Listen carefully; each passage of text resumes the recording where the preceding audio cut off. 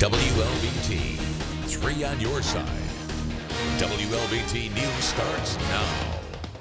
Good morning. I'm First Alert meteorologist Julia Wyden. Want to start you off with what to expect in the weather. We have had a good amount of rain over the weekend, and that's continuing right now. Looking at First Alert Doppler radar, you see most of the showers are on the light side at this point. They've definitely lost intensity versus where they were at this morning, where they were much heavier. I'm expecting that we will still continue to see showers throughout the day. They'll generally be on and off in nature. As a result, we still have a flash flood watch in effect until 1 p.m. today. Remember, if you encounter any flooding on the roadways, turn around, find a different direction to go. Never pass through those flooded roads. We're going to check in on the afternoon conditions coming up in a few minutes. All right, Julia, right now, Entergy crews are working to restore power to nearly 17,000 Mississippians. Yeah, last check, most of the outages were in Warren County, where nearly 4,000 people are in the dark. 4,000 others are without power in Madison County, and more than 2,100 are powerless right here in Hinds County. Be sure to stay with WLBT and MS News Now for the latest on your weather conditions. Also, download our free First Alert weather app. Well, with all this rain, conditions on the roadways will be slick and potentially dangerous. Jewel Hillary is out in the elements. She joins us now live with the very latest. Jewel, what can folks expect as they head out the door? All of this rain from last night and to early this morning have caused some slick roads as well as some tree limbs down. We're at the intersection right now of Beasley Road and Hanging Moss Road, and you can see a good portion of what looks like a pine tree is across a portion of Beasley Road this morning. From what it appears, this tree has not caused any accidents or any other issues, just obviously a bit of a traffic diversion as folks are heading down Beasley Road to Hanging Moss Road. Right now, there is an officer with the Jackson Police Department out here just making sure that traffic goes around this tree limb. Of course, this is not the only location that you need to watch out for this morning. All of this rain and wind have likely caused other tree limbs down and possibly power lines down across much of the Jackson metro area. So just make sure that you're driving cautiously and watching where you're going this morning when you hit the roads. Reporting in Jackson, Jewel Hillary, 3 on your side. Jewel, thanks. And we are on your side this morning, tracking the effects of all this rain all morning long. Remember, you can also check the radar yourself anytime on our MS News Now and mobile app. A New Orleans police officer is in stable condition after being shot in the neck. It happened just before 8 last night. New Orleans Mayor Mitch Landrieu has identified the officer as Derek Frisk. We're told he was not in uniform and in an unmarked police vehicle when an SUV pulled up and someone inside that SUV opened fire. Detectives do not know at this point how many people were inside that truck, but they believe it was the driver who opened fire.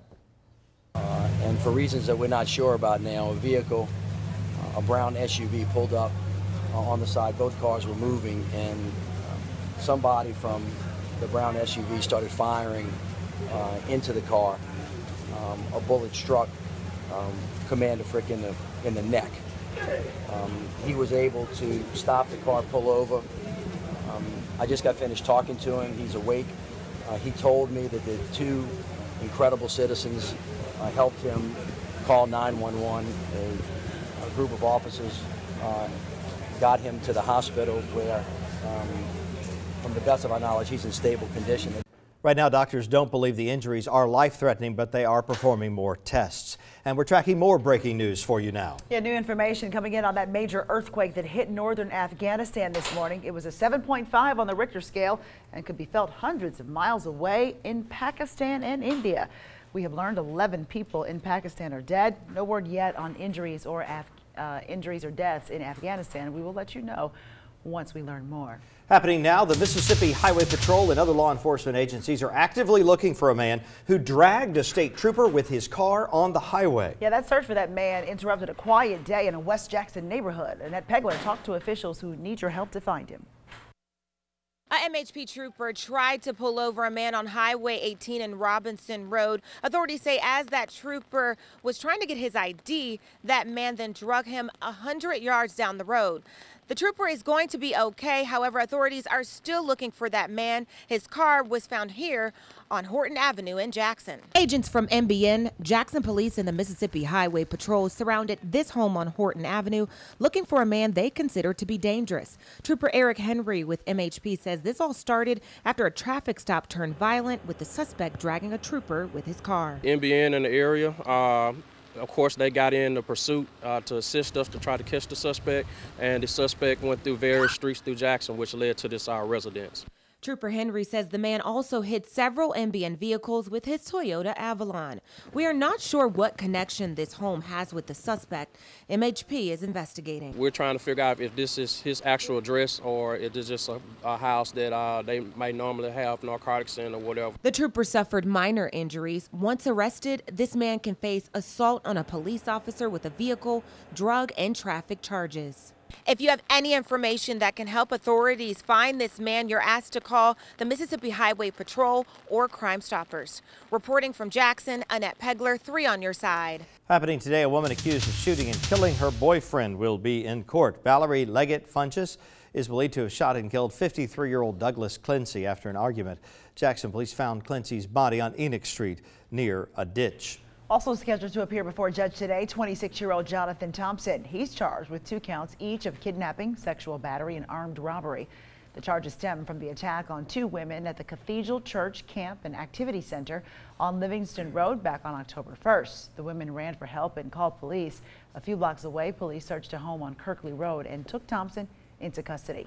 We are hearing now what producer Pharrell Williams and singer Robin Thicke told attorneys about blurred lines in the lawsuit filed by Marvin Gaye's family. In March, a jury awarded Gaye's family $7.4 million, which was later reduced to $5.3 million, finding that blurred lines did copy Gaye's 1977 hit Gotta Give It Up. In videotaped depositions in the case, Thicke tried to explain why he said certain things in interviews about the case, saying he was drunk and high during every single interview last year. Williams affirmed he did not go into the studio with Marvin Gaye's music on his mind.